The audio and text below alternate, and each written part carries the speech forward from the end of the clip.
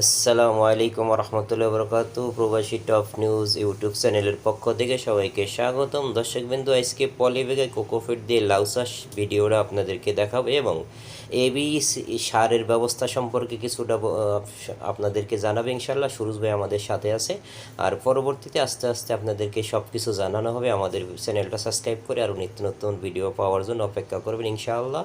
ভিডিওটা দেখবেন। আসসালামু আলাইকুম রহমতুল্লাহ। ওয়ালাইকুম আসসালাম রহমতুল্লাহ। সুরজ ভাই ভালো আছেন? জি আলহামদুলিল্লাহ ভালো আছি। তো এই যে লাউ চাষ করছেন পলি ব্যাগে কোকোফিট দিয়ে আর নারিকেলের একটা শোভা একটু বড় সাইজ। তো প্রাথমিকভাবে আমাদের দর্শকদেরকে একটু বলেন তো, আপনি এইটাতে সার ব্যবস্থাপনা কখন কোন সাইডে কি কি সার এবং কি পরিমাণ কি ইসি পরিমাণ দেওয়া লাগে একটু বিস্তারিত জানাবেন।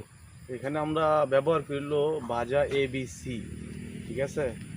এ হইলো যে বাজা বোয়া যেটা ওটা মনে করেন যে প্রথম লাগানোর পরে একদিন বাজা দিলে 3 দিন পরে আবার দিবেন। এটার পয়েন্ট হইব 2 পয়েন্ট কসম, মানে 20 পয়েন্ট 2 পয়েন্ট মানে 2 ইসি পরিমাণ, 2 ইসি 2 পরিমাণ। হ্যাঁ, এটা পুরা 2 সপ্তাহ এরকম ভাবে চলবো, ঠিক আছে।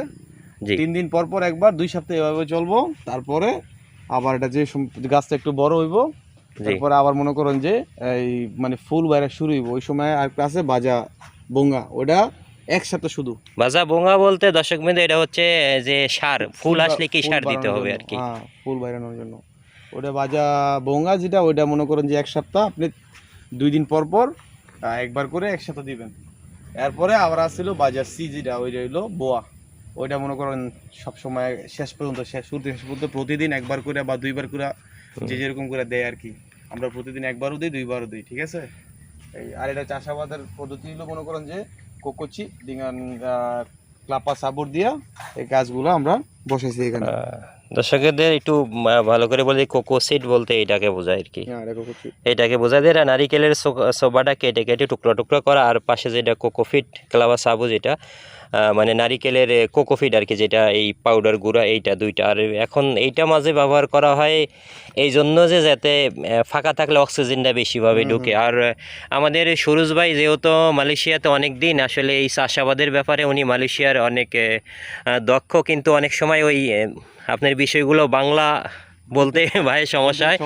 তো এই জন্যই আমি আপনাদেরকে দেখাচ্ছি। তো ভাই যে কথাগুলো বলছে, কথাগুলো আমি আবার আরেকটু করে দিই আর কি। দেখেন কত বড় হয়েছে, দেখতে পাচ্ছেন। এখন গাছের বয়স হলো মাত্র 18 দিন, ঠিক আছে।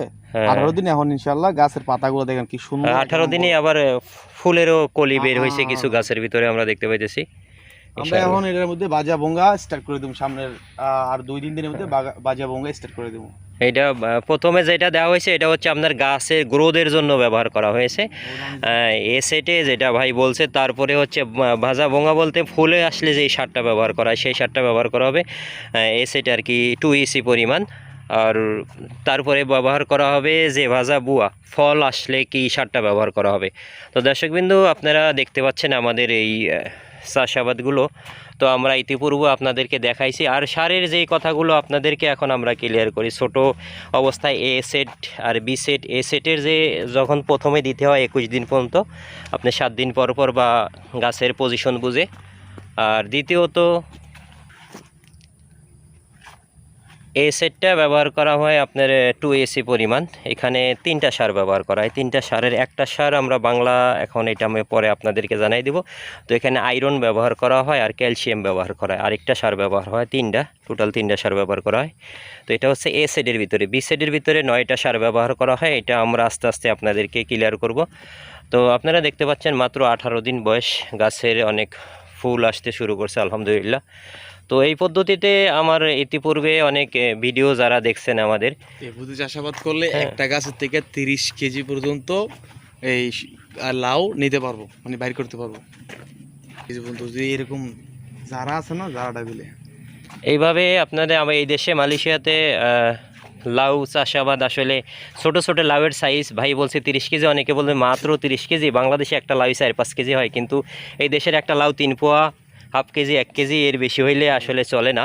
এই জন্য ছোটো সাইজের এটা চায়না লাউ প্রচুর লাউ ধরে। তো এক একটা গাছে 30 কেজির মতো লাউ হয়। তো আপনারা দেখতে পাচ্ছেন এখানে কিন্তু অনেক ঘন ঘন প্যাকেট ব্যবহার করা হয়েছে এই চাষাবাদের জন্য আর কি। তো দর্শকবিন্দু, এই লাউ আমাকে অনেকেই জানতে চেয়েছিল যে লাউ চাষ কি প্যাকেটে করা যাবে কিনা। তো আমরা বলছি যে আসলে অনেক বড় আমাদের দেশের লাউগুলা, তো তারপরে যদি খাবার আপনি ঠিক মতন দিতে পারেন আপনারা, তো লাউ চাষ সব কিছুই করা সম্ভব। সব কিছু করা সম্ভব। তো এখানে সারের ব্যবস্থাটা আমরা ইনশাআল্লাহ চেষ্টা করতেছি আস্তে আস্তে আপনাদেরকে ক্লিয়ার করে দেখানোর জন্য, দেওয়ার জন্য। যে সারটা যদি ক্লিয়ার করে দিতে পারি তাহলে আস্তে আস্তে হয়তো বা বাংলাদেশে চাষাবাদরা করা সম্ভব। আমি ইতিপূর্বে বাংলাদেশে অনেককে এই চাষাবাদরা করার জন্য অনেক মাল ম্যাটেরিয়াল দিয়েছি, করেছে, কিন্তু আসলে আমরা পরিপূর্ণ সার ব্যবস্থাটার জন্য অতটা ডেভেলপ করতে পারি নাই। তারপরেও চেষ্টা চালিয়ে যাচ্ছে ইনশাআল্লাহ। তো যারা আমাদের ভিডিওগুলো দেখেন, আমাদের ভিডিওগুলো দেখবেন এবং যথাসাধ্য নিজেরা একটু চেষ্টা করবেন, আমরাও চেষ্টা করব আপনাদেরকে এই পদ্ধতিতে চাষাবাদ করার জন্য যতটুকু সহযোগিতা করা যায়। আমি আছি, সুরজ ভাই আছে, আমরা ইনশাল্লাহ মিলে আপনাদেরকে ব্যবস্থা করব। কারণ আমরা মালয়েশিয়াতে আছি, আপনারা বাংলাদেশেও এই চাষাবাদ করেন, করে আপনারা সবলভাবে চলেন, এটা আমরা চাই। তো দর্শকবিন্দু, আপনারা দেখতেই পাচ্ছেন যে প্রত্যেকটা গাছ আলহামদুলিল্লাহ অনেক সুন্দর হয়েছে। তো দর্শকবিন্দু, যারা ভিডিও থেকে শুরু থেকে শেষ পর্যন্ত দেখছেন তাদেরকে আমার এবং সুরজ ভাইয়ের পক্ষ থেকে অসংখ্য ধন্যবাদ। তো আমাদের জন্য দোয়া করবেন, আমরা যাতে এই পদ্ধতিতে চাষাবাদ করার জন্য আপনাদেরকে সার্বিক সহযোগিতা করতে পারি। আর আমরা চেষ্টায় আছি যে এই সারের ব্যবস্থাটা, আসলে সারের এই দেশে যে শুধু আপনার ANCNAVMOP এইরকম খালি সিগন্যাল টুক দেওয়া, বরাবরই সারের নামগুলো যদি আসলে আমাদের ফর্মুলাতে দেওয়া হইতো তো একটু সমস্যা কম হইতো। তারপরে আমরা চেষ্টা করব, তো একটা নতুন কিছু করতে হইলে আসলে সরকারিভাবে যদি হইতো তাহলে দ্রুত করা সম্ভব। আমরা তো আর অত ক্ষমতাও নেই, আমাদের অত দাপতও নেই, যার কারণে আমরা যদি আপনাদেরকে এই পুরো ব্যবস্থাটা দিতে যাই একটু সময় লাগবে। অনেকে আবার অনেক কথা বলেন, অনেক মন্তব্য করে বসে থাকেন। আসলে আমরা তো এটা বিনা স্বার্থে করতেছি, এটা তো কোনো স্বার্থ না, আমাদের বেতনভুক্ত না। তো আমরা চেষ্টা করতেছি বাংলাদেশের পরিত্যক্ত জমিতে এলা যাতে এইভাবে চাষ করতে পারি, আমরা এই চেষ্টাই আছি। এই জন্য আমাদের জন্য দোয়া করবেন। তো এই বলে আজকের মতো বিদায় নিচ্ছি। সবাই ভালো থাকবেন, সুস্থ থাকবেন। আল্লাহ হাফিজ।